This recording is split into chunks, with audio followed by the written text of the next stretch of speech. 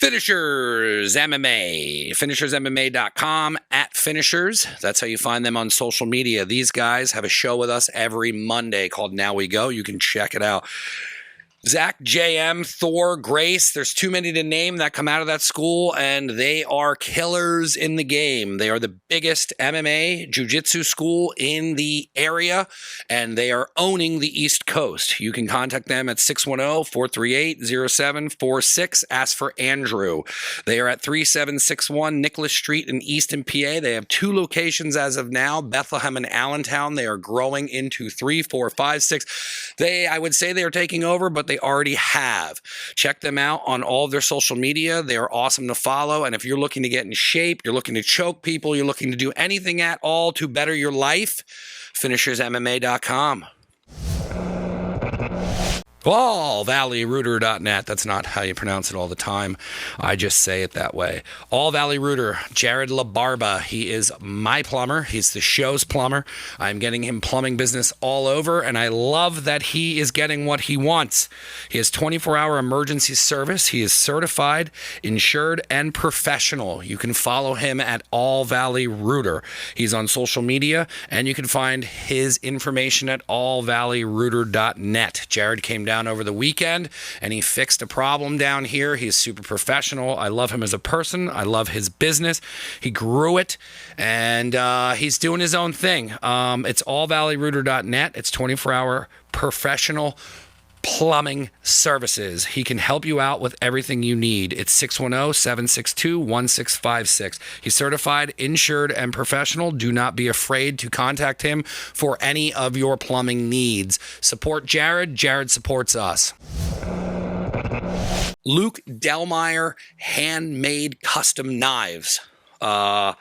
I love Luke. It's lukedelmeyer.com. He's a farrier, a bladesmith, and a blacksmith. He has custom knives, and the best part about it is you can take classes to make them. So not only can you take a class to learn how to make knives, at the end of the class, you get that knife. We're working on a project together. He started recently getting into chef knives, so he's starting to make chef knives. He makes hunting knives. He can make any of your needs as far as blacksmithing. That's at Luke Delmeyer on Instagram. That is the best way to follow him. You can see all the stuff that he's posting. He shares, he does raffles, he gives giveaways.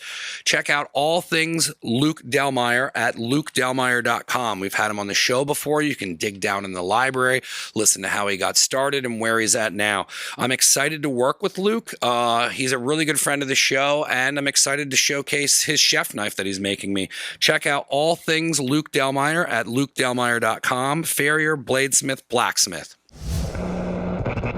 Rips Auto Detail. This guy is the best, hands down, in the area. I've interviewed him. I know his story. He's doing things that others aren't, and I love that he fucks with the show. I love getting the best of the best and having them support and be a part of this. That's what the sponsorship is for. I'm giving you the best people in their profession, and Rips is the best at auto detail. It's at Rips Auto Detail for Instagram. You follow that. He's showing you the different cars he does, and it's at 630 North Nelson Street in Allentown, PA. He offers paint correction, ceramic, SPS coatings, and more. This is appointment only, and it's ripsautodetail@gmail.com. You can call him at 484-553-1366. I tell you, follow him. If you don't know, you want to know more about what he does, follow him on Instagram. Follow Rips Auto Detail, and you can see all the things that Rip does. He's a big part of the show. We have a separate show we do called Road Dogs, and you can check out his past interviews and hear his whole story. I couldn't recommend this guy more for your auto, car, boat, plane. This guy literally has done everything, and he is the best in the area doing this. Rips Auto Detail. Keep going. We're just going to roll into it. Yep. Never Again Radio, episode 206. We're recording. Welcome to Never Again Radio. How are you? Good. I'm glad to be here. How are you? Good. I haven't done a podcast in a while. I'm rested. This is the first one of the new year. We talked about doing this. I'm excited. We have mutual friends. Ramene's going to be super pumped. Yeah, I know. I'm excited. I got to have her back on. You run Frosted Chaos? Yeah. Where did you get your start in? Because you have a unique story with just the things that happened with your business. But where did you get into baking, and where did the idea of even starting to bake come from? Yeah. I started baking when I was little, like most kids, you bake with your grandparents. My mom was a baker. She's a really good cook too. So I was always baking with my Nana, who would I'm surprised I didn't start to hate baking, but she would always turn the baking lesson into a math lesson, and I hated math. I can't stand math. I hate math. She'd always try to, throw a little lesson in there. But so yeah, just as like kids, I would bake a lot with her, bake with my mom, and then I, went through high school and college. I'm like, oh, I love to bake. Like, I think I want to do this for a living. As I'm still going through the college. Did the math stuff help you later on then? I want to say no, but I mean, she would, to the point where she was bringing out her change purse to go over like, well, if you have a quarter of it, and I'd be like, I don't want to do any of this. No, just like stop it. So yeah, I got into it when I was younger and, grew to enjoy it more once the math so much was taken out of it. But I went to school for obviously something else, but the whole time I just kept saying, no, I just want to have a bakery. I just want to bake. But never really thought I could do it.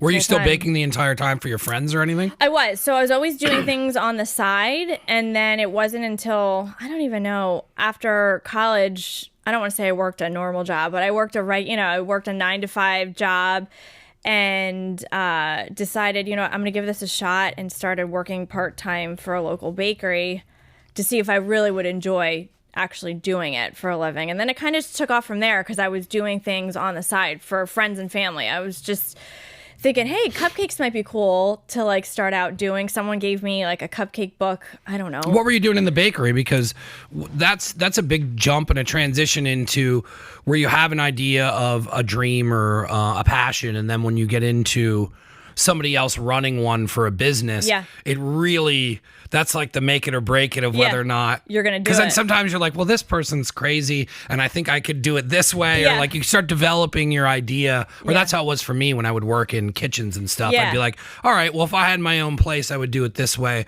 What was that like for you to have, from being a child and baking and all that stuff with your grandmother, then to be doing it on a daily basis for a paycheck? Did that change a lot of things, or did you see the window kind of open more? Yeah, I definitely saw the window open more, where I thought like, oh, I love this. Like, but it was like, oh, okay, I totally want to do it this, like you were saying, I want to do it this way. Or I would joke around because they're wonderful people that gave me that opportunity.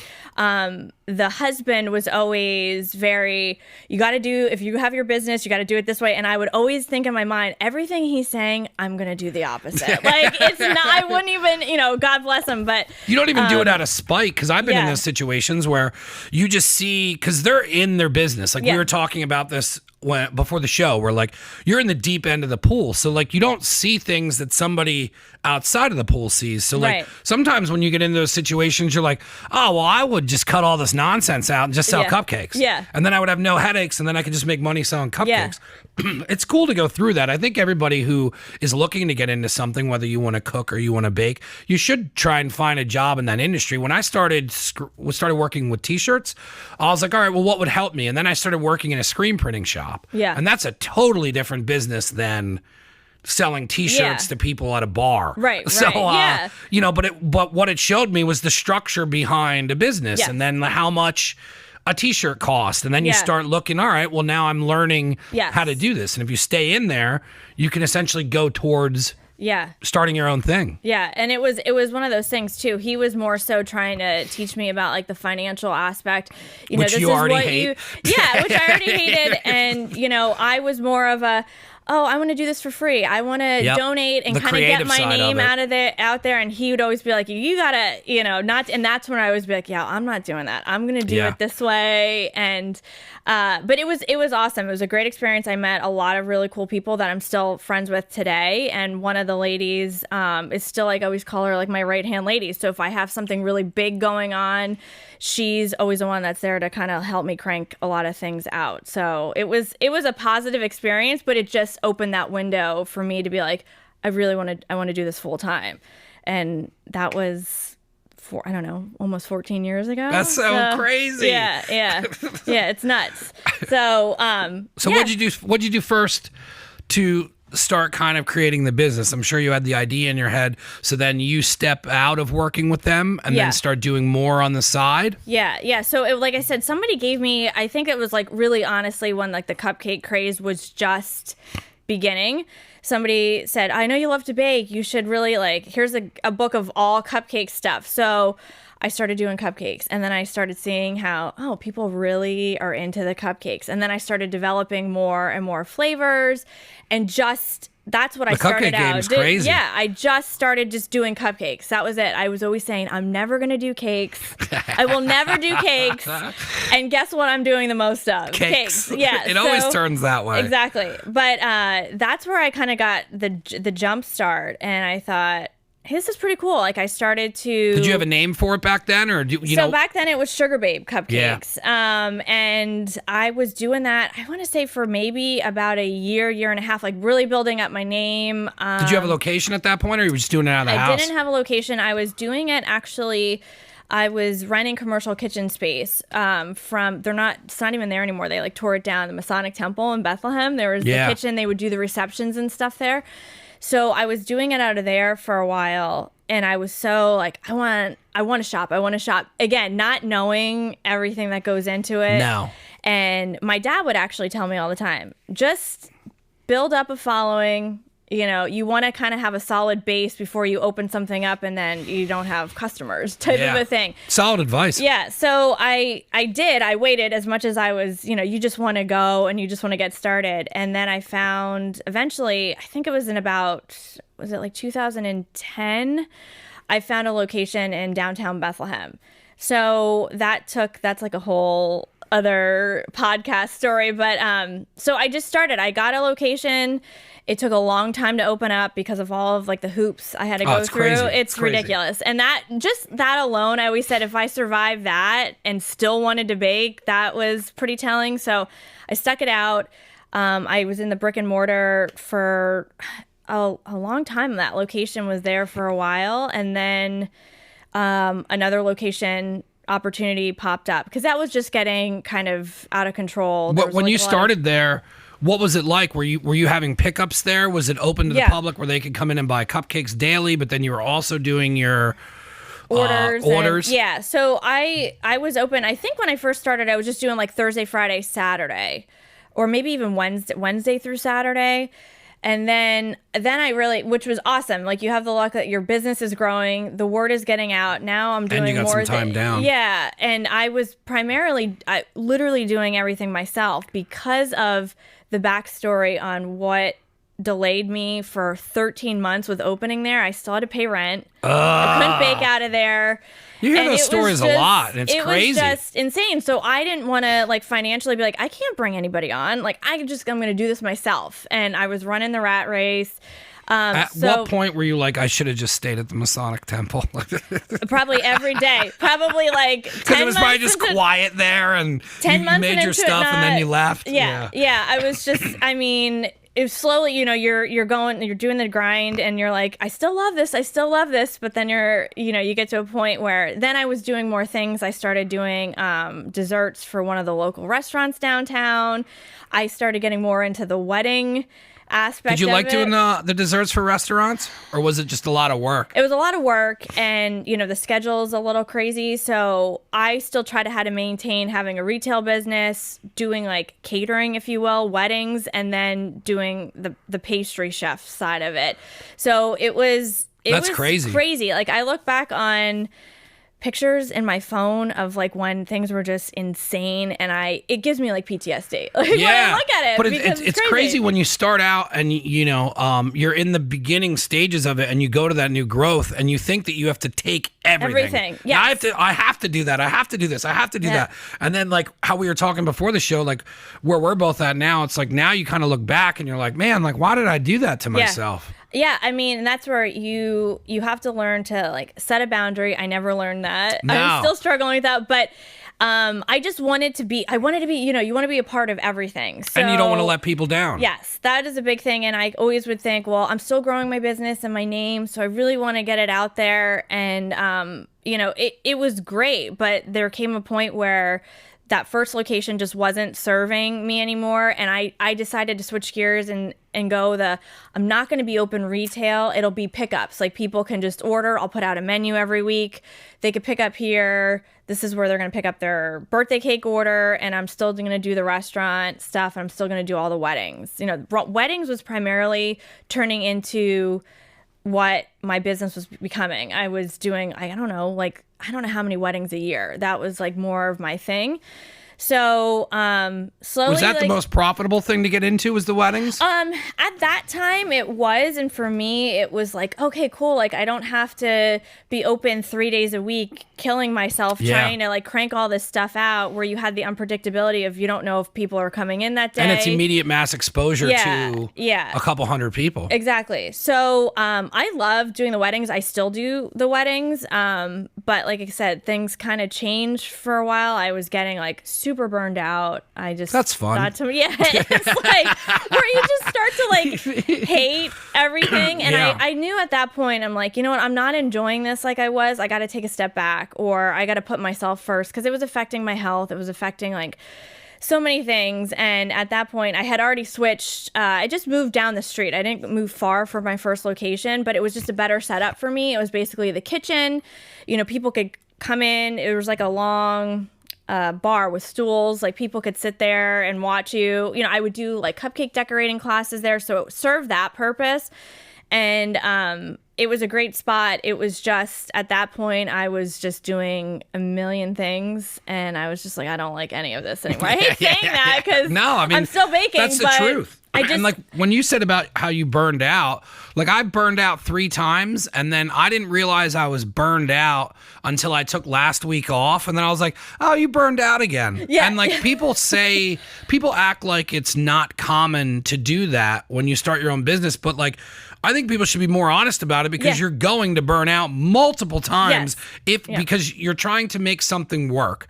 And then there's always something that's going to make it not work. And then if it does work, there's always opportunity to make more money or to grow the business. So if you're in a mindset of having an idea of what you really want, and then you keep building to get there, there's going to be stages of change and growth, and that nobody ever discusses burning out. Right. And it was funny because I was sitting down here and I canceled everything all last week, and then I was like, oh, I'm burned out. And I'm like, oh, because before I used to be able to catch it. Yeah. And then I was like, but in order to push yourself into a new level of growth, you have to go past working harder than you did. Right. So when you do that, you're in this weird area of like, okay, you have to super take care of yourself, which there's not going to be enough time. Right. So there's always a dip. Whether you fade a little bit or a lot, it depends on how much workload you get. But for me to move the studio and to grow the cooking and to bring on all new guests and to get ready for a new year, I cannot do it the way I did last year. Yeah. So I have to go into a new area. And when you go into a new area, you're going to burn out. Yeah. And no one ever discusses that. And then if somebody does talk about it, they just tell you the positives. Yeah. They don't tell you like, oh yeah, you're totally going to burn out. Yeah. Like this is going to be a nightmare. Yeah. They don't ever get into that. No, because I always say like I try to be very honest, even with like anybody, like whether they're a small business owner or not. I'm you know, sometimes my dad would be like, you're such an open book. You need to like stop. But I always say, I wish somebody would have told me, hey, this was my experience, and some days are going to suck. Yeah, because then at least it gives you comfort, where it's like, because, you know, when you said your right-hand man when you worked with somebody, like my friend Alessandro, like we ran the Newburgh Deli in Easton for like 4 years. Yeah. So like, I can call him, like I have people I worked in Virginia. When you work and cook with somebody, it's a different relationship you build. Yeah. And like, I have conversations that like people have told me, then I get into situations years later, and it's comfort knowing. So like I try and give people as much heads up as they can, so then if they are sitting at home burned out, they're like, oh yeah, that's right, like I was talking to Mike, oh, this is normal. Yeah. And then there's at least it's not going to help much, but at least it's like a life raft thrown in your general direction. Or where you're not like beating yourself up. You're like, I'm such a failure. Yeah. You know, everybody, because you look on the outside and you're like, oh, they're doing this and they seem like to be doing really well. But you don't know. They probably burned out at some point. Yes. But that's why it's like, I always just try to be honest and open about my journey, because it was crazy and it's still crazy. And it helps to talk about it. Yeah, exactly. Yeah. So you're in the new location. You have way more going on that you said you wouldn't take on at the last location. Yeah. So like you have classes now you're doing, which is crazy that you threw on top of that. Oh well, yeah. So that was when I switched the location. I'm like, yep, doing classes. It was a whole thing. And then at some point, I just was like, I don't know. It was like weird. I thought to myself, like, again, I was at a point where I just wasn't enjoying it, and that reflects in your work, at Absolutely. some point. So Especially with food. Yeah, I'm like, I got to just take a step back, and maybe just closing up the brick and mortar would be... And that's a heavy decision. Yeah, would be the right thing to do, and kind of go back to the beginning and do what I was doing before. Church. Yeah. Let's go to the church. I closed up, and I thought, I'm getting out of this. I'm going to take a break. And that was, I think I told you when we first chatted, that was when the Food Network called like the first time. That's how that shit happens. And I'm like, oh God, I applied for something like probably a year before that. Probably when Cupcake Wars was still on or something. And yeah, because that was when the Food Network was still doing like, I remember I was working and it was when they were voting for the next Food Network star. Yeah. And that was Guy Fieri. Yeah. But I mean, that's when the Food Network, I don't know how it is now because I feel like they've lost cooking and things on it. But like back then it used to be super interactive. Yes. Where like you can vote and there was things, hey, sign up for this. So you ended up seeing one of those? Yeah, sometimes you get these like emails where you're like, all right, some's junk, some is not. But I think they would like do a blast where they would, get in touch with people that had businesses in the food business. So I think I signed up for something like a long time prior to that. And then, you forget about it. It's maybe a year later. And I'm like, okay, I'm getting out of this. I'm not doing this anymore. And then they call to interview you for a potential show. The worst time ever to call. You're like, oh, okay, maybe I should do this, and then one thing led to another, and I went through that whole process, and I got. How long was that process? That time around, that process was probably like 3 months. Yeah, roughly about 3 months, and I ended up getting picked for the first show, and then I'm thinking to myself, all right, is this the universe trying to tell me I'm supposed to be baking? But at this point, I had already taken another job. What did you feel like when they picked you? I was excited. I was like, okay, this is cool. Like, is this all my hard work? This is like the big finale, like the grand finale. Like, okay, I'll get on the show and we'll see what happens. So it was a really cool experience. And it was one of those things I thought, yeah, this is exciting. Like, people will get to see me in action or whatever, but it's also nerve-wracking. And then I think the show filmed in March. Was it local or did you have to fly out somewhere? No, I ended up having to go. It was filmed in Jersey City, but it was like through, obviously the Food Network. And it was like 2 days of filming. They put you up in a hotel type of a thing. And the show films, and obviously you sign your life away, can't talk about the show. And there was like a thing in there, I remember saying like, if the show doesn't air within a year, you can talk about it. So it was coming up like right on a year that I'm like, this is my luck. I finally get on a show and it's never going to air like whatsoever. Lo and behold, it aired it was like end of January. So it was almost 10. It was Did they give you a months. heads up on when they were going to air it? Yes. So you had producers contacting you about, hey, only about a week before the show was going to air is when you could kind of start telling people, hey, I was on the show. Like, hey, promoting, like, that it was going to be on to tune in or whatever. So that happened. It was a cool experience. I obviously didn't win the money. I did well. It was something that I never thought I could do because I'm a very anxious person. I worry about everything. Yeah. Did you have to go? Because I want you to walk through it a little bit just because I have questions on like the production end and what you went through doing it. But like, is that something you had to go through by yourself? Yeah. Because they don't let you. I have a friend of mine who did Luke Delmar, who does the knives. He got onto like a Forged in Fire type show. And then he said it was like he had to go there by himself. Yes. He had to stay there by himself. The family wasn't allowed to come with him. So you're by yourself that entire time. Yeah. And then, is the set in a warehouse? Where did they have all the kitchen set up? Yeah, so the first show I did it's like if you would go past this building, same thing with the second show, you would not even think twice. You're like, I'm not going in that building. I mean, it looks kind of sketchy. It's like the casino before they redid it. It's meant to be that way, I think, because you don't want people just showing up, like waiting to find out like who's walking in, like who's going to be the guest judge or whatever. So it was actually the first location that I filmed out for the show. I believe it was like the warehouse where Buddy Velastro does a lot of his baking and stuff for his show. So that was really cool to see, because you're walking past these like rooms where you're like, oh my God, I've seen that on TV. You know, it was around, it was not far from his bakery. This is just where like they, you know, have the factory, and they would do like a lot of the production and stuff. So that was where the first one is. Yeah. And you're by yourself. So they take your phone. That's so scary. Yeah. You don't know what you're walking into. The second time around and you don't know anyone. You don't know anybody. The second time was way more, I don't want to say sketchier, because this was filmed in Brooklyn, and you had to show up at like 5:30 in the morning, so it's dark out, and you're just supposed to go to this location and stand outside and wait for an assistant to come out. So the first day you filmed in Jersey, then the second time day? Sorry, I'm probably confusing you. So no, the first show, the first experience I had was in Jersey City, and then it was a couple years later, more recently, when I was picked to be on another show, and that one was in Brooklyn, so that was a little bit more. And you still had to do everything like on your own. You can't bring anybody. They take your phones. You sign all these papers to not discuss it or talk about it. The only good thing with that was that I filmed, I think it was like the end of October, and it aired pretty quickly. It aired like in March, so it was like airing right when the pandemic was, when we were starting to shut down. So, you know, people, and even at that point, I wasn't doing it like full scale like I was. So even when the first time the show aired. So what was the first show you were on? The first show was Bakers versus Fakers. So they had a Cooks versus Cons, which was like oh my God, I forgot they used to do all this stuff. Yeah, so the Bakers versus Fakers is they would have like two people that were doing this professionally, and then two who just loved to bake but had other jobs, you know? And then the judges kind of had to guess like who was the faker, who was the baker. Yeah. That's so crazy. Yeah, so I now remember the show.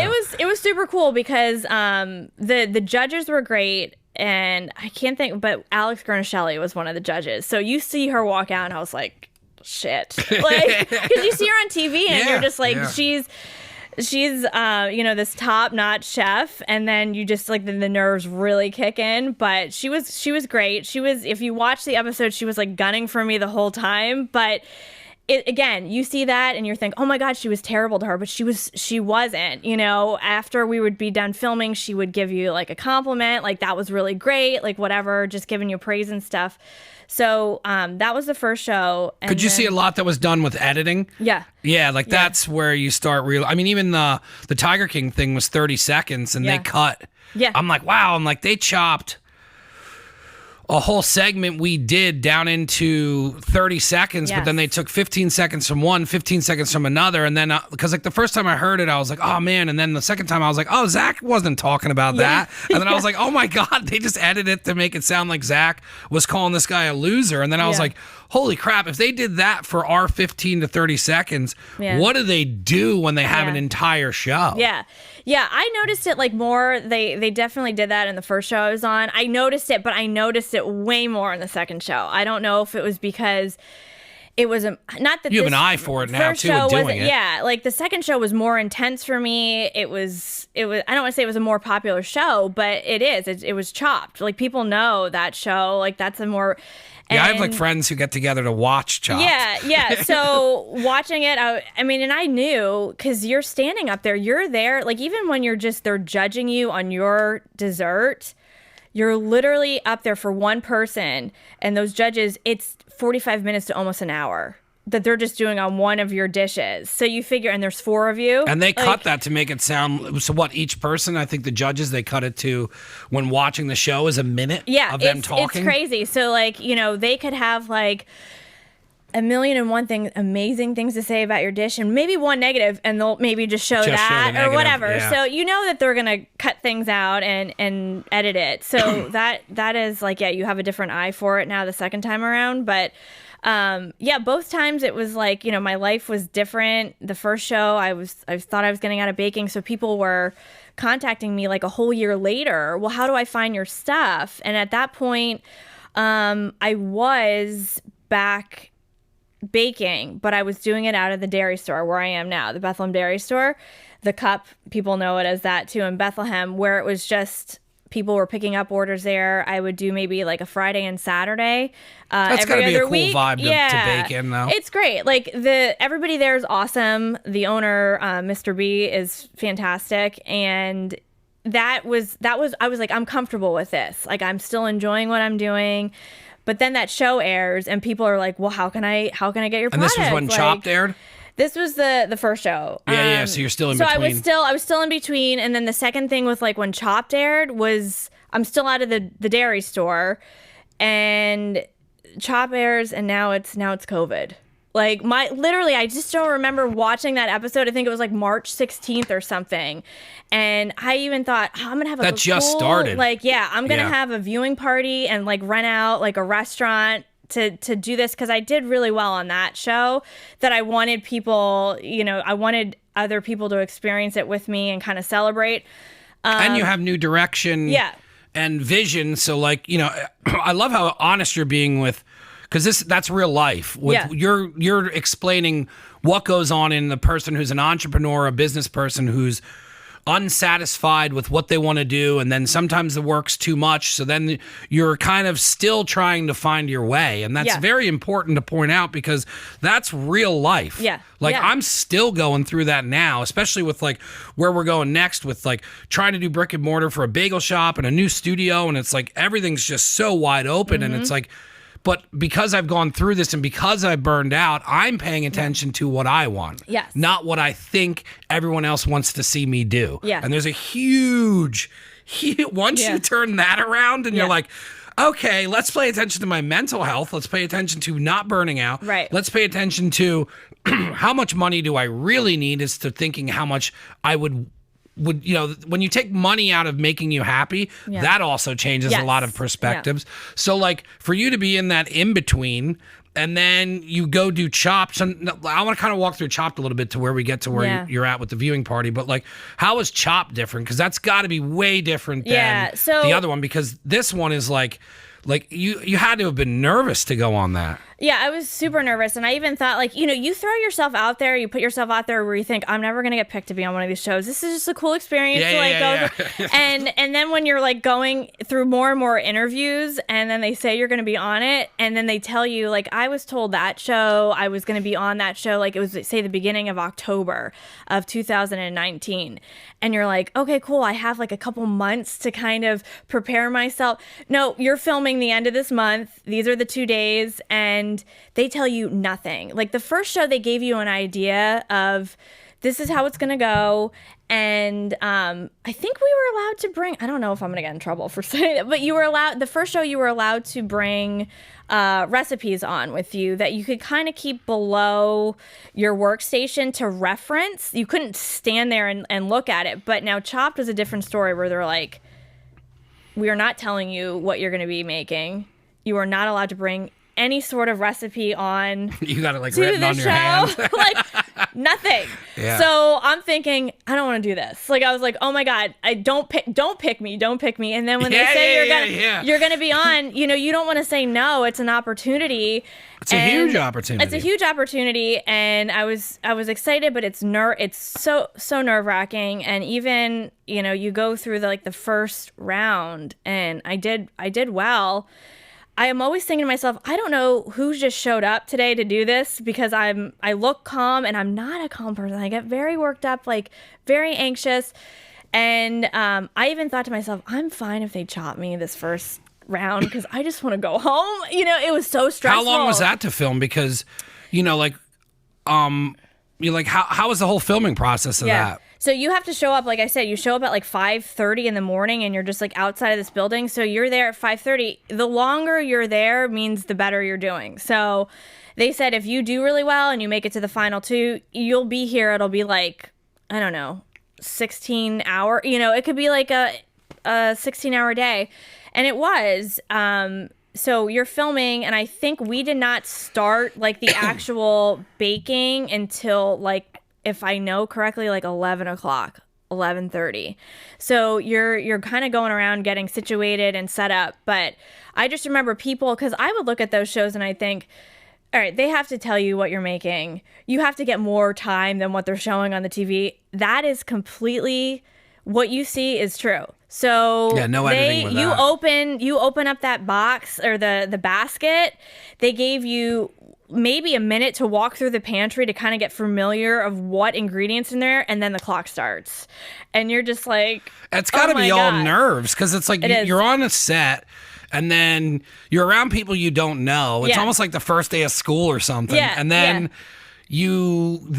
okay, now we're starting, and they're just acting like you should know what you're supposed to be doing. And then, okay, now I have to now remember that I'm a baker and then make something out of all this shit, plus the pressure of the time. And you it's literally a crazy have show. Like a crew of like 20 plus people. All the lights are just all staring at you. Then you have the judges, and I was close enough to the judges table. I could hear sometimes what they were saying, which you're trying to like block that out because you don't want that to psych yourself out. She looks like she's nervous. Yeah. What is she doing? Why is she even using commentary that ingredient? for tennis. Yeah.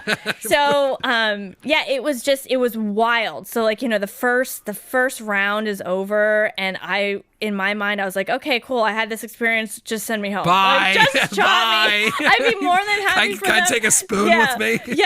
I'd be more than happy to just go home now. And I didn't. I ended up being, the final two, which is still crazy to me, even though I did not win. To me, a producer came up to me after the show and said, you might not have won the money, but to me, you won the show. Like, you enjoyed yourself. You like left it all out there. And be like, cool, is there like a second check? Yeah, like, cool. What do I get as my take home for that? Yeah. But it was great. And the girl that won, she and I still keep in contact. She's from LA. That's cool. And it was a really, really cool experience. And it was one of those things. I don't often say like I'm super proud of myself, but I was so proud of myself because I just can't believe how well I did under that type of pressure. That pressure's crazy. It is. 'Cause some people won't walk through that door. Some people probably get the call and then they're like, well, I didn't think I was going to get chose, and then turn it down. Yes. And I struggled with that in the beginning. I was like, I don't want to do this. This is insane to me, because even the 2 weeks knowing that I was going to be on the show, I was trying to prep for it. So I had family members, like we would do these run-throughs where it'd be like, okay, the first round, this is what's in your mystery. I think it did, but like none of what... It's never on that level. Never on that level. And the ingredients were not crazy, like with what they were giving you on the show. Like some of the stuff I didn't know, like the last round, I had no idea what the hell something was. It was this rambutan fruit, and it literally looked like the way the COVID, when they showed that virus. Yeah. So not knowing, it's like a foreshadow, but I didn't know what that was. And then my opponent, she didn't know what circus peanuts were. So like, it's so funny. We were like walking through like the pantry for that minute, and she's like walking past me. She's like, I don't know what those things are. And I was like, I don't know what those fruits are. She knew what it was. I knew what the other thing was. So we kind of just, would help each other out. Yeah. But a lot of times the producers were like reminding me, they're like, Angela, like you're forgetting that you're on a competition show, because someone would be out of something and I was like handing it to them, or helping them out. Yeah, but that came from probably you working in a bakery. I mean, when you're working with people and there's a task to get done, you're always helping everyone else. Like, hey, here's this, use this. Hey, do that. That's how I am. Yeah, so that's one of those things that they did not show any of that. They didn't show like letting her use that damn ice cream machine. And they told her, I still remember, they told us before we got on the show, there will be 2 ice cream machines. That was the first thing that I zoned in on when I walked out on that set. I'm like, there's one. I'm like, shit, there's one. And this is always what you see on these shows, that ice cream machine screws people up. The ice cream machine always screws somebody up. The damn ice cream machine. Because it's always a big deal if they go to use it. Yeah, they're using the ice cream machine. The last round was a frozen round, so you had to use a frozen component. And I just remember, we're both like running to the machine at the same time, and I was like, go ahead, you can use it first. And then the crew has to clean it. Now there's like a delay in that. And I just remember running and like screaming, and I'd be like, I need somebody to clean this machine now. I gotta get my stuff in there. It's not going to set in time. And, it's a whole big thing, but they don't show any of those things. They edit it, like we said, just to kind of fit. They just show you screaming, running in circles. The guy next to me at some point, like a fire started, and I just like you just like you're so hyper focused. I wasn't even like paying attention. I think he cut his finger too. I just was like, whatever. I hope he's okay, but move on. You got to keep going. So. What was it like the first time you watched it? It was exciting. So that was the thing. Like I was leading up to that. I'm like, it was a bittersweet moment too, because I think I mentioned to you less than like 3 weeks before my dad had passed away, and so he knew I was on the show, and he knew like it was going to be airing, and we don't have to get into it a lot, but like that was a big part of your journey was with your father pushing you to do this. He was always pushing me to do it, and like he was always the one that was always so confident in me that like I took a lot of that from him because I didn't have it for myself. So, but it's awesome that he saw that in you and would push you. Was like, you could do this, or whatever. So he knew I was on the show, didn't know when it was going to be airing. So my dad passed away the end of February. And this aired like the middle of March. So again, it was like airing before we really knew like COVID was going to be hitting. And I thought like, I'm going to have like a really big viewing party. And then, my dad passed away. And then I was like, I don't really want to, I just didn't want to, I still didn't know if I was going to do that. Now you're kind of hearing about this COVID and you're like, okay, maybe we'll just kind of keep it. So I remember we just did a viewing party at my brother's, and it was just family, like small amount of family. And it was bittersweet because my dad never got to see it air, the show. So he didn't know, how it was going to play out. I maybe broke the rules and told my parents about the outcome, and I don't want to get sued, but I'm glad I did because my dad didn't get to see it. Yeah. So it was, the viewing party was exciting, but it was emotional. It was a really bittersweet moment because a lot of what they talked about throughout the show was like my dad, and they were showing a lot of pictures and stuff like that. And they didn't know that he had passed away. Like they knew that he had been sick. That's a cool tribute though that they added that in there, and then maybe in looking at it now as it should have just been family and more of an intimate experience than a giant thing because I think it's as much as he didn't get that experience it with you, he was still a part of the show with them adding it in and you talking about it. So it was cool. I just remember too walking off of the set like after the final round and they made their decision, and I just remember Scott Conan, he was the host and he's one of the judges. He just said, you should be proud. He's like, I'm sure your dad's gonna be very proud of you. And that's all I needed to hear. That was like huge. So, it was a cool, bittersweet moment. And then, like I said, then the pandemic hit, and then you're like, okay, I'm on the show. This is great exposure, like getting the business out there. And then everything like shut down. So in that time, I just learned to kind of, you learn to pivot. You learn to pivot and work around and work with what you have. So I started doing a cupcake decorating kits that people could order. There were different themes every month or every 2 weeks. Then people needed stuff to do with their kids because you're stuck inside and all this kind of stuff. So that like exploded, and that was like huge. That's what kind of carried me through those months until I could kind of go back to the dairy store and be working, around people. Because again, nobody knew what to expect or are we allowed to be around people? What's going on here? So that helped. And like during that time too, I was donating a lot to the different hospitals and all the first responders because my dad was a firefighter for the city of Bethlehem. So I wanted to give back and to honor him. Like after the whole Chopped episode aired, I'm like, you know what?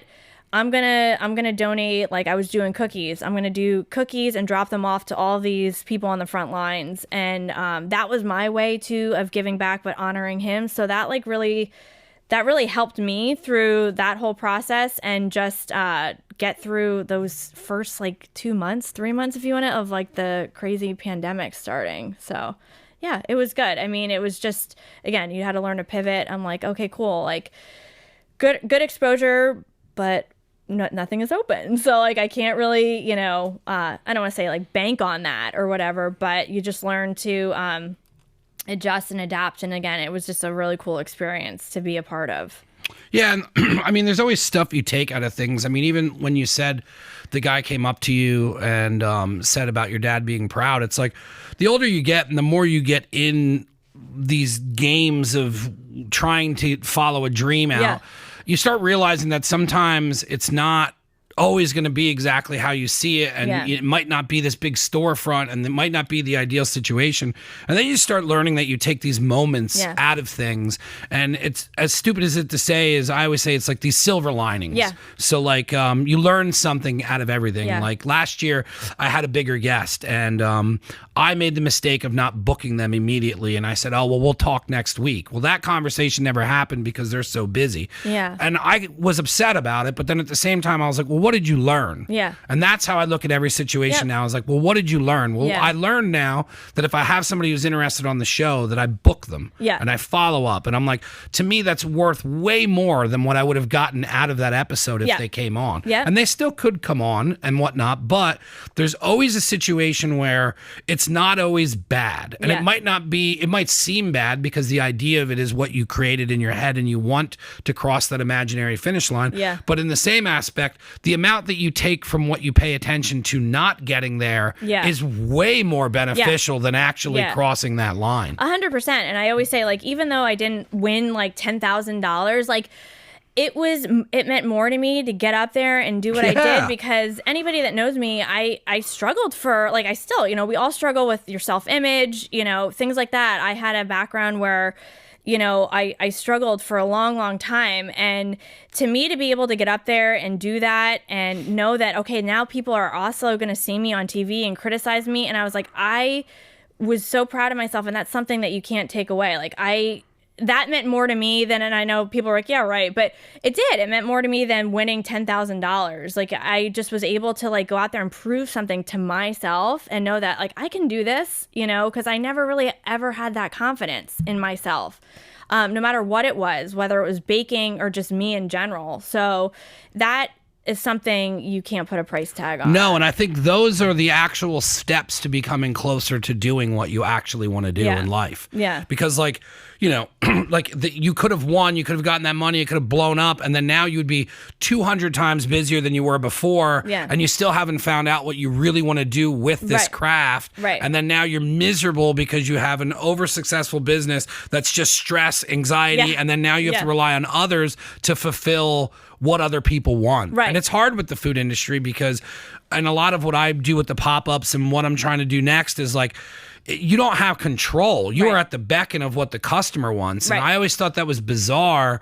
And how I'm trying to do things now is I want control of that because this is what I'm doing. Any other service, you don't get to just tell people what you want and then demand it, and then they have to do it exactly the way you want. And then if they don't, I'll give you a bad review. You know what I mean? So, like, it's very difficult to appease the vision and the opinion of others when you don't even know what your own is at a point. It's true. It's true. It was just, like I said, it was, I don't want to say like the cliche, it was all meant to be, but it was meant to play out that way. And that's how it was supposed to happen. So it was, I always say, like, it was an amazing experience. Something like, people always ask me, like, would you go on another show again? And I always say no. I said that the first time. So, and I ended up on a second time. So if, like, that opportunity does present itself, it's always like, it's you're getting to throw an elbow going to the ice cream machine. Like, I'm just going to, like, throw my foot out. She's rookie. It's not so much about, like, oh, I got to get on there and compete. It's more so, like, again, you're doing it for yourself. Like, okay, I'm here to show myself, what am I learning from this time around? It's not about, like, I have to win, you know? So, I never say never, but I have said, I'm like, you know what? I don't think I'd go on it again, but, if the opportunity presented itself, never know. Yeah. We'll see. So you finish the show, the pandemic hits. I'm sure it changed social media for you, and you had opportunities to put yourself out there a little bit more. So where's everything at now that you're past kind of doing the at-home stuff and, you did the charity work and whatnot, but now it seems like you're kind of back into because I'm excited to see where you go now, because when you were coming through the door, I was talking to you. I always talk with everybody before the show where it seems like you're getting your rhythm. Yeah. Yeah, I mean, it's one of those things. It's cool because like last year with the pandemic, again, I was big with weddings, and that all got like switched around. So yeah, do you remember when they weren't doing weddings? Yeah, weren't doing weddings, and I'm like, oh my gosh, so crazy. You feel so bad for these couples. And now this past like summer was like the first that it felt when I had my first full capacity wedding back. It was at Steel Stacks. It was like the greatest feeling in the world. Yeah. And I thought, I can only imagine how these couples feel, but that was so exciting for me. And well, it's got to feel good to get your passion back. Because I mean, I remember when I took a break from doing everything, because I stopped. At one point, I stopped. I was like, I'm not doing Never Again anymore. Mm-hmm. And then I missed it so much. And then when I got my rhythm back and got into selling T-shirts and doing stuff, I felt full. Yes. Yeah, you don't realize how much you miss something until you're back in it. So like not doing those weddings or not even being able to do, I love doing weddings. I love doing any sort of obviously celebration for somebody, and not being able to have any of that. And when you're out of it and then when it comes back, you're like, oh my God, this is what I love to do. Or like, this is what fulfills me in the sense that I love being a part of people's, milestones. Like I just did an order 2 days ago for a girl who turned 9. I've been doing her stuff since she was a year old. That's crazy. That's the kind of stuff that I love. Or I love that I meet these couples that are like, hey, we're getting engaged. And I do like, say, their engagement party. Then I do their wedding. Then I do their gender reveal. And now their kids are like 7, 8, 9. That's what means the most to me. I love being a part of people's celebrations, and you like grow up with these people. It's really cool. So like the weddings, that's what I felt like. And now I feel like we're kind of back hopefully to doing that and being a part of it. Like booking those weddings for this coming year is always like a really when cool did you get thing. back into what is it, the cup you said? Yeah. So when did you get back into the swing of like, okay, we gotta I think it was like it was right after Music Fest of last year, even though that was all virtual. I think it was end of August that I went back to the dairy store. So are they seasonal there? No, he's open year round, 7 days a week. Yeah. Emily's ice cream's the same way. It's crazy that thinking an ice cream shop is that busy all year round. And they are. And like people always ask me that. They're like, is they really that busy like in the winter? I'm like, yes, they are always busy. Because they're a block away, if that. And she's literally, there's lines all winter. Yep. Like I'm glad because I'd be in there all the time. Yeah. But you drive by and I'm like, holy shit. Yeah. And then they switch it up and they're doing hot cocoa. Yep. And then it's cool that Nazareth has somewhere for people to walk and get stuff like that. Yeah. But it's crazy over there. Yeah. Yeah, people still line up no matter, if it's wintertime or not to over there. So, yeah, I went back in August of so how many, that was maybe like 5 months after. Do you make anything that they sell there? I'm trying. Lately, like more recently, he's been doing, and I think he's done this before, but he didn't have me doing it. But now I'm doing the cake rolls. So it's like a huge pan. I do have like these cakes. They're like thin layer cakes. He like puts the ice cream, then he rolls them up, and then they coat them and things on that. So those are a big seller, especially around the holidays. So it's funny, as long as I've been there, we now just are kind of like merging the two. I'm always throwing like ideas at him. I'm like, we should do these things where it's, cupcake, you slice it in half and then layer it with the ice cream. You can do so much with the flavors, and I give him props. He's been doing this for so long, so sometimes he doesn't need to change anything. But this is our first, like, I want to say collab, which is was he excited to do it, or was he? He's excited about it. Like he's and he came to me about it, so it was exciting for me because I'm like, oh my gosh, I've been here maybe 4 years, at the dairy store doing this out of here. And this is our first time that we're like merging the two things. Sometimes it's better to wait to do stuff like that though. Yeah. Instead of ruining it. Like if something would have happened in the beginning, he's like, get out of my shop. Yeah. So we're doing that. So slow and steady. So, stay tuned. You never know what else will be kind of coming down the road there. But yeah, it's good. You feel like you have your stride back. And, I have like a couple wedding tastings already this month, which is cool, and weddings booked for this year. So it's a nice feeling to feel like, okay, we're back, and fingers crossed, knock on wood, it stays that way. Yeah. So. Where do you picture yourself in the grand scheme of things? Do you want to go back to brick and mortar? Do you like what you're doing now? I mean, it is easier. Yeah. What do you see yourself doing? So it is easier. I toyed around for almost the whole summer and wasn't able to find anything. I think if I make any sort of move, it would be getting a truck. I want to do like I want to be able to again just be like, hey, I'm here this day at like the St. Luke's campus, like, on a Monday from whatever time, and going back to, I don't want to say going back to my roots, but going back to like cupcakes. Like that's what I started out doing. That's what I had the most fun doing. Not that, I don't enjoy doing the cakes, but that's where I feel the most comfortable. And with my skills, like even now when I do these cakes, I get like really nervous because I'm like, oh my God, I want them to love this. I want this to turn out okay. And I just sometimes go down that rabbit hole where then I'm not enjoying what I'm doing, So cupcakes are the things where I can like bang those out. Like and pop-ups. If you'd be doing pop-ups like that, the best thing about when I got into them, like I said, is I wanted control.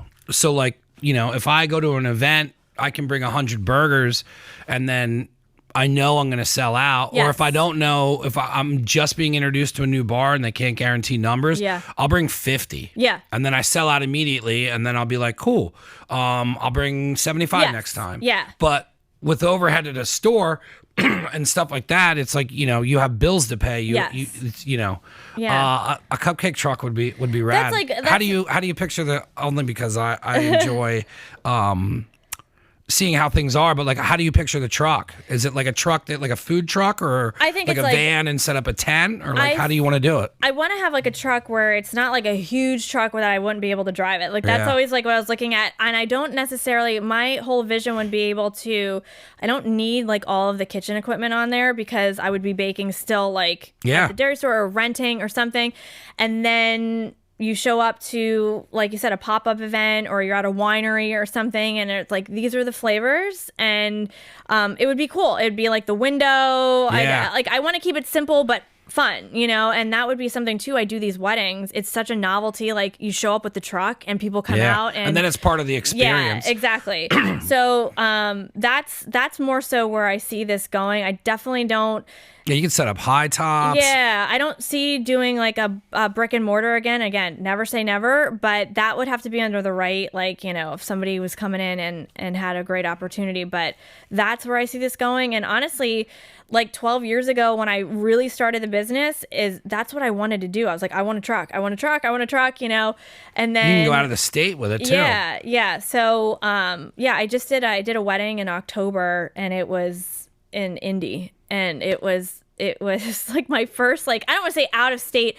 I've done stuff out of state, but it was always a cupcake. This was an actual cake. Like I was doing like a 5-tiered wedding cake, all that kind of stuff. That's gotta be so nerve-wracking. So nerve-wracking. And then traveling. Like the traveling and everything. Did you have to take the cake? Or do you trust it in somebody else's hands? We were going back and forth for so long about like, okay, am I going to drive this cake out myself? Is somebody else taking this out? And then I'm assembling it? The nightmare stories where like the cake's dropped. Yeah, there's no way. Because like I knew like that was my largest cake to date, like a 5-tiered. It was super tall. I was like, I can't transport that. Like it needs to be like assembled out there. Oh, yeah. So what I did was I baked everything here and like brought it disassembled, and then I was able to, they hooked me up with a kitchen out there. You probably couldn't relax until the cake was cut. I mean, and I was also a guest at the wedding. As much as people were like, just relax, you're like literally, I felt like I was filming Chopped. Well, I was going to ask if you were more nervous for that than Chopped. You know what? It's a close call because it was honestly, it's longer emotions. It was really nerve-wracking, and like, the day of the wedding, like you get done with the cake the day before, I have it setting, and then you wake up and, I'm thinking, how does the bride fit? It was pouring And there's rain. always the 1% doubt of like, I don't know if they'll like it. I don't know if they're going to, you know what I mean? Do that. Yeah. I do that, and I think anyone who cares, that 1% is always back there. Yeah, and that's what I get stuck on. I'm always like worried. So, the cake was done. It was set up. It was great, but like you still have that moment where now they're serving the cake and I'm like trying not to look around and see if people are eating it. I have to use the bathroom. Yeah. And I was like, thank God they sat me like not near the cake, because I've been at weddings, for relatives or whoever that I've done cakes for, and I'm a guest, and if I'm near that dessert table or I'm like, oh my God, the cake is wobbling. Oh my God, this looks like it's going to fall. I cannot enjoy myself. So luckily I was like across the room from where the cake was, that wasn't like just fixated on it and couldn't enjoy myself. But yeah, that was over with, and I was just kind of like, I don't know if I'm ever going to do that again. Like a 5-tiered cake, out of state. So it was a lot of logistics. Well, at least it's going to, like, taking on things like that, though, because we've done it with the pop-up where I booked like 4 pop-ups in a row, and Gina's like, what are you doing? And then we're in the middle of it. I'm like, why did I do this? But then now it's made other things easier. Yes. So, like, always tackling a way massive goal that you can, like never going on Chopped again or never doing TV again. You still have, like, you sat down and I was like, are you nervous? And you're like, not really. And I was like, oh, you've done TV before. And everyone who comes on here that has done TV, it's something that they experience, so they're calmer coming on here. So it's like, there's always life experiences that, like, especially in a business where you tackle something very large, then when you do the smaller stuff, the stress in there is almost gone because you're like, okay, I did this. The meter is set to here. All right, well, we're not going to Indy with a 5-tier cake. So this cupcake order is going to be fine. Yeah, it's true. It's true. Or you're like, okay, I know how I did that. So this worked, this didn't, and you just learn to like roll with it, but it is stressful. And, I couldn't, it was a beautiful wedding. I just couldn't enjoy myself because again, you just want it to turn out okay. And you want it to be, what they envisioned too. So yeah, it's good to have those things under your belt. Like you said, then you learn, you're like, okay, I tackled this. And you said the meter is, all right, now there's I don't want to say a regular wedding, but there's a wedding with the 2-tier cake. I would have normally been super worked up about that. Now I'm like, it's a breeze. Thank God. It's a breeze. So I'm good. Yeah. I want to thank you for coming on. I spoke with you briefly on the phone, and I knew this was going to be good. You're very open, and I really enjoy that. That's how I am in life. Yeah. I think it's good to have open people. They're my favorite people to have on the podcast because people take things from that, and I really enjoyed how honest and open you were about everything. I appreciate you bringing up your father on that, and I'm sure that story was so awesome. How they came up to you, and then the viewing party, and they had them a part of it. I just really enjoyed how much you were open about everything. I love the way that you're really finding your own. And I think that a lot of people see the exterior of what's going on in a business or an exterior of what's going on, and no one's really paying attention to if the person's happy behind that. And it was a perfect example of somebody still looking and searching for exactly what they want. And I don't know if anyone can actually do exactly what they want, but searching for it sometimes is better than settling. Yeah. I want to give you a moment to promote how anybody can get a hold of you, how anybody can arrange to get a 6-tier cake from you. If anybody out of I'm state... not doing 6-tier cakes anymore. Just if anybody out of state would like a 6-tier cake. I just want to give you a chance to plug your social media in any way you can get a hold. And anytime you're ever promoting anything or what that, especially since you're so close, the door is open and I can book you. So. I appreciate it. I appreciate you having me on. This has been a blast. Of course, this is so much fun. Thank you so much. So I primarily do everything like social media. My Instagram is frosted_chaos. That's where like you'll see like my postings of when I'm at the dairy store. You'll see like what I do and my work, and I always have like the availability on there of if I'm booked, this month or next month. But email is also, I tell people, the easiest way to get a hold of me because you have so many different social media accounts and people it gets like email is the easiest. So that is just frosted_chaos@yahoo.com.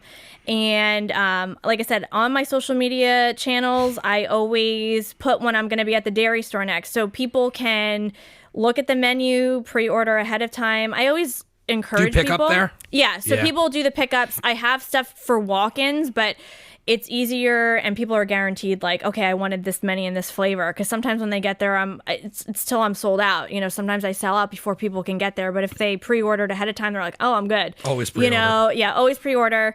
It's a plus. But yeah, that's how people can get a hold of me for now. And like I said, I'm always, like we were saying with a business, like no matter how long you've been doing this, I've been doing this for like 12 years, you're always changing and you're Absolutely. always growing. Yeah. Like, so things are like moving in a different direction, or I'm like, hey, I'm going to go this route. Like, I get bored too. I do. Like, you want to switch things up because things are changing kind of sometimes around you. So you kind of have to adapt or whatever. But this was like super fun. I was excited to be on. Anytime you want to do this. Yeah. It was refreshing. I haven't done a podcast in like 2 or 3 weeks, like an interview one. We did all December. I just did fun ones where I had 4 or 5 people on, and I like doing those. But it felt good to get back in the interview. This was nice. I get so much out of guests that come on, like yourself and a lot of the guests, and then I get super motivated because you start talking about things that you got lost in the whole process of doing it. So if you ever want to do this, and I'll come visit you at the Cup. Yeah, I'd like to get him on. That would probably be a crazy podcast. Oh gosh, yeah, no, he would be super fun, and I'll definitely bring you treats. I know I was supposed to bring you stuff, and it was like crazy with the holidays. I'll come down there. I want to check out what you're doing, and I like getting in like people's work area. Yeah. I thrive off of that. It's what I used to do when I didn't know what I was doing. I would just go visit my friends running businesses and just get energy and stuff. So it'd be cool, cool to see what you're doing down there. Yeah, no, awesome. Yeah, come down anytime. I'll probably be, like I said, I'll post. It's not going to be this weekend, but probably the weekend after I'll be there again. It's usually Fridays and Saturdays. Cool. And I'll make time to come out. Yeah, Saturdays I usually do like sticky buns. Sometimes people just come in for that. That's like a big thing. So yeah, it's my friend Gina and Jer's daughter's birthday, and I think I'm supposed to cook them dinner. So maybe I'll come out and grab something, or I'll have her look something. But she just started getting into baking, and I got her like a kid's bake book because she'll just not add some of the ingredients in. My dad does that, and I'm like, this tastes horrible. Yeah. So I got her like a kid's cookbook and an apron, and I was like, read this. Yeah. So it's so funny because I do aside from I started doing all of the Puppy Palace in Bethlehem is a doggy daycare. They're amazing there. Amazing people. And they have like such a great business there. I took my dog there, and then little by little they were like, hey, we're going to start doing dog birthday parties here. So I literally go there like 4 times a week because they have these parties for the dogs. So I do the dog cake, dog cupcakes. And I love that because I'm like, they're not going to complain. Like they don't complain. No. And I'm sure it tastes terrible or it's dry as it can be or whatever. But I love doing it. It's so freaking cute with these dogs. And they do these cute little like photo shoots with them and their birthday cakes and whatever, and the themes. So I also do that. Like that was another thing. People do reach out to me. They're like, that's so crazy. People love their dogs. They're like, do you do that? Can I order from you? So yes, I do that as well. Like people can order for their fur children. Human children. So that's cool. Yeah, but thanks for having me on. Of course. Great. If you're a first-time listener, first-time watcher, first-time anything Never Again, you can go to neveragainstudio.com. That has everything I'm doing. It's my previous episodes. It has our apparel on there. The apparel is changing. The apparel will be coming back full force on February, and I'll be dropping the new working class shirt with a promo in March. So that's kind of the new stuff coming up. We're moving the studio, so there's going to probably be a gap in some things and some things going on with a temporary studio until the new studio done, but we have all new things coming. So neveragainstudio.com. Follow me on Instagram. It's Never Again Studio, and I am trying to get my YouTube up. I'm almost at 500 subscribers. I need 1,000, so my friends keep telling me to campaign, so this is my campaign. Subscribe to the YouTube channel. There's going to be a cooking show coming on there, travel show, and everything else, so just get ahead of the curve and subscribe there. I can't believe I did not screw that closing up at all. I should just stop right now. I screw them up constantly, so I was like, all right, but I'm rested now. I slept for 5 days. Thank you again for coming on. I will have everything about her in all of the details on the YouTube. Thank you again. Awesome. Thank you.